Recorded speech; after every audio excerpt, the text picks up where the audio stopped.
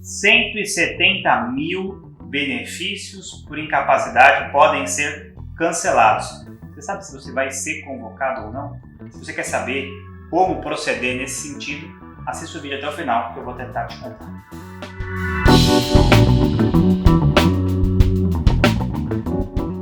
170 mil pessoas, mais ou menos, vão ser convocadas para que passem por uma nova perícia no INSS para ver se aquele benefício por incapacidade que elas estão recebendo, benefício por incapacidade temporária, o antigo auxílio-doença, está dentro ou não do padrão, se aquela pessoa está recebendo de forma correta. Isso vem sendo narrado e noticiado pelo INSS, por quê? Porque muitas pessoas estão recebendo esse benefício sem ter passado por uma perícia, ou quando passaram por uma perícia, esse benefício não tem data fim, esse benefício está sendo pago sem uma data limite. E então o INSS entendeu por bem convocar essas pessoas para que essas pessoas passem então por uma nova perícia. Bom, se você for uma dessas pessoas, eu quero aqui te ensinar como você vai fazer para se proteger ou para que quando você for chamado, você tenha documentos em mãos e aí você passe pela perícia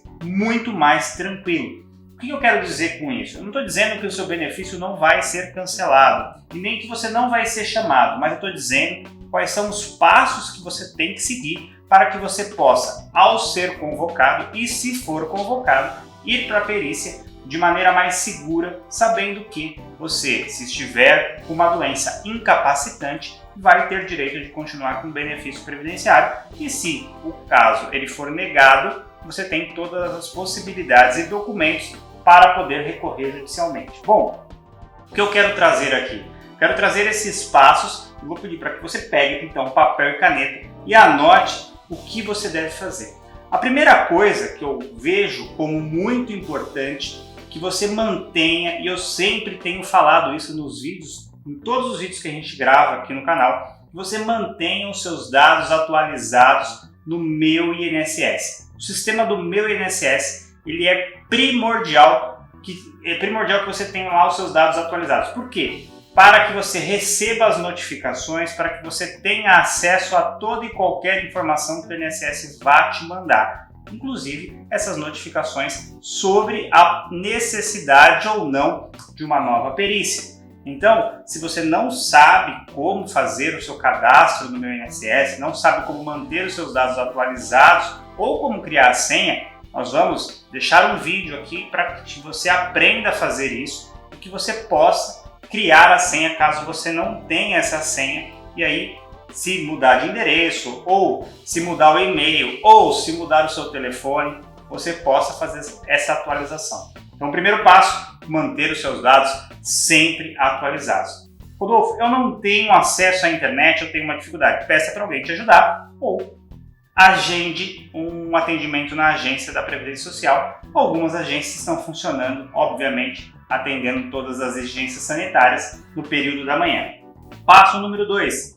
Se você for convocado, se você recebeu essa notificação para uma perícia médica, é importante que você tenha em mãos laudo médico que analise ou que constate principalmente a sua incapacidade. Exemplo, se você tem uma doença e essa doença te incapacita para o trabalho e você ainda precisa receber o benefício de incapacidade temporária, o antigo auxílio-doença, você precisa que isso esteja documentado num relatório médico. Esse relatório médico, eu sempre gosto de dizer que ele é composto pelo atestado médico, em que aquele médico que você passa rotineiramente faz, mas se você tiver, por exemplo, exames médicos, a medicação que você faz uso e ainda o período que você vai ficar afastado, imaginemos que você tem aí uma medicação que causa efeitos colaterais e essa medicação te proíbe de trabalhar. Então essa medicação tem que estar constando nesse relatório médico para que você possa levar isso para que o médico perito do INSS possa analisar. E muitas vezes o que incapacita a pessoa não é necessariamente a doença em si, mas a medicação que ela faz uso. Como exemplo, eu gosto de citar e aí fica fácil de a gente visualizar, muitas pessoas têm câncer e às vezes ela não é incapacitada pelo câncer em si, mas ela fica incapaz ou ela se torna incapaz pelas sessões de quimioterapia que ela faz. Então veja, nesse exemplo que eu estou aqui trazendo, a pessoa não está incapacitada especialmente ou especificamente pelo câncer em si, mas pelas sessões de quimioterapia que ela faz. É a quimioterapia que deixa ela incapacitada. E isso é importante que o seu médico descreva no laudo, por exemplo, que você faz, nesse caso específico, sessões de quimioterapia, a medicação que você usa e que essa medicação te causa efeitos colaterais, e esses efeitos proíbem que você volte ao trabalho e por isso você precisa ficar em gozo de benefício previdenciário. É importante que, ao você receber essa convocação, você agende a perícia. É isso mesmo. Vejam, você, ao receber a comunicação que precisa passar por uma nova perícia, vai ter uma missão. A missão de agendar a sua perícia dentro de um período, e esse período é de 30 dias após a sua convocação. É como se fosse um chamado. O INSS ele vai te chamar, te convocar e você vai ter que agendar. E aí, dentro daquelas agências previdenciárias que estão em atendimento, você vai passar por uma perícia médica. Veja, não há como nós sabermos quem vai ser chamado. Existe uma projeção que são em torno de 170 mil pessoas que hoje recebem um benefício por incapacidade sem data fim ou sem data limite ou sem perícia, e essas pessoas precisam ser convocadas. Mas o que é importante a gente deixar aqui bem claro, que esse vídeo ele serve não só para essas 170 mil pessoas que podem ser aqui convocadas e que serão convocadas. E esse intervalo de período, ele vai de agosto a dezembro de 2021, essa convocação. Mas esse serve para toda e qualquer pessoa que recebe um benefício por incapacidade e que pode a qualquer momento ser convocada para que o INSS analise se essa pessoa possui ou não condições de incapacidade, se ela tem ou não condições de trabalho, se ela está apta ou inapta. Então o que é importante? Sempre você ter em mente que um benefício por incapacidade, seja ele temporário, o antigo auxílio-doença, ou permanente, a antiga aposentadoria por invalidez, ele é passível de reanálise, ele é passível de análise para o INSS a qualquer momento. Em regra, quando é aposentadoria por invalidez, geralmente de 2 em 2 anos ele pode ser convocado para uma reavaliação para verificar se aquela incapacidade que lá atrás ela dava direito ao benefício, se ela ainda permanece. Por isso que as pessoas que recebem benefícios por incapacidade precisam, mais uma vez, manter os seus dados atualizados e continuar o tratamento. Esse tratamento ele é contínuo e, além de ter esse tratamento contínuo, é importante que descrevam rotineiramente o que a pessoa vem fazendo nesse tratamento. Então, qual é a medicação que ela usa, se ela chegou a ficar internada nesse período, o que aconteceu. E aí você precisa, e isso é muito importante, guardar essa documentação para que você tenha um histórico médico. Isso é muito importante, você ter um histórico médico do que aconteceu nesse período.